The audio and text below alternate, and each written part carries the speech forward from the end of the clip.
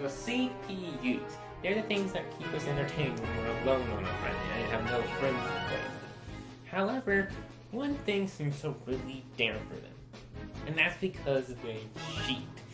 Now, is there a reason why they're cheating, or are they just there to annoy the player? Well, today I'm going to answer that question, and I'm going to show you a couple of cases of where CPUs cheat, and if I think it's really needed or not.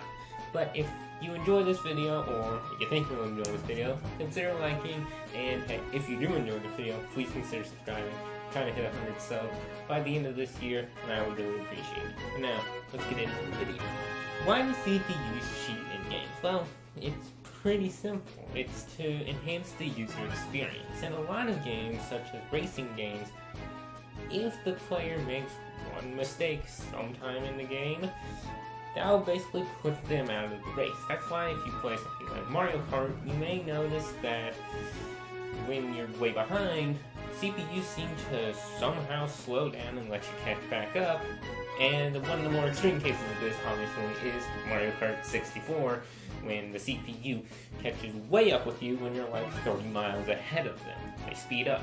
It makes the user experience better and more entertaining. So, in most cases, it's actually something that should happen and makes the game more enjoyable. But, in a couple of cases that I'm about to show you, it makes it more annoying than not. In the game Mario Party Superstars, there's a difficulty of CPU called Master CPUs. These are the hardest computers in the game. Now, usually these don't really have any effect upon board play. They ramp up the difficulty in the minigames, but on the board, each CPU pretty much acts the exact same way and does almost the exact same stuff, with a couple variations. However, in Mario Party Superstars, Nintendo decided to ramp it up a little bit. In some cases that have been videoed, CPUs will use a custom dice block which allows you to roll any number that you want, 1 through 10. And they'll roll onto like a really odd space, like a 3 or 4 onto a blue space, and then suddenly there's a hidden block, and what do you know, there's a star. Now CPUs already know where hidden blocks are. They're in the code, but they don't usually act upon it and have to do it by pure luck.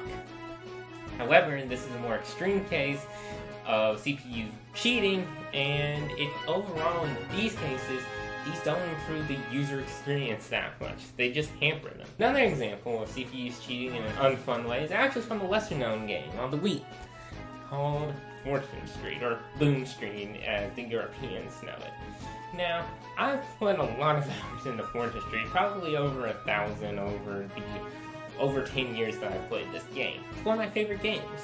However, the CPU cheats in this game in a way you wouldn't know. Now, if you watched my previous live stream where I sent off my old computer by playing Fortune Street for 2 hours, I actually commented saying that, well, they were cheating. Now, in the bottom right district, I have a complete set of shops, which cost a lot of money to land on. However, there's one square in between, which is a goodnight square, which does nothing except close your own shops, and you lose out only on a little bit of money most times. And 3 straight times, CPUs landed on that exact space, rolling somehow a 7 in either 3 or 4, or a 7 on the dice block, which, by the way, is legal. You can roll a 7 on the board that I was talking about. However, this just makes it unfun, because each time it happens, it just keeps happening. There's really no stop to it where they actually land on your space most times. They just keep doing it over and over. Now, the game probably isn't made for bankrupts, which was the run which I was going for, but still, it's super annoying, and CPUs blindly cheating like this is just not fun for the user experience. So, is CPU cheating necessary?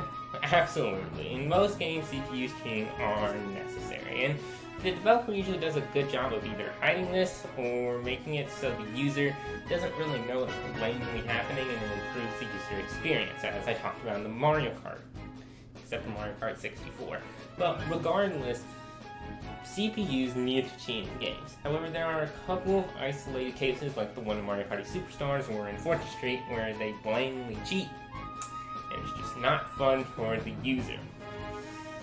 So, the conclusion is, CPUs do need to cheat, but just don't make it too obvious or too annoying. But with that, I'd like to thank you all for watching this video. I know this is the first video on my new laptop, so this is just kind of a little test video to see what I can do and what I can't do. I'll have something way better for my next video, which is coming out next week. So I hope you enjoyed that video, and if you look forward to it, please consider subscribing so it will arrive in your sub box the day it comes out, and you won't miss it. So I thank you all for coming. Comment, like, and subscribe.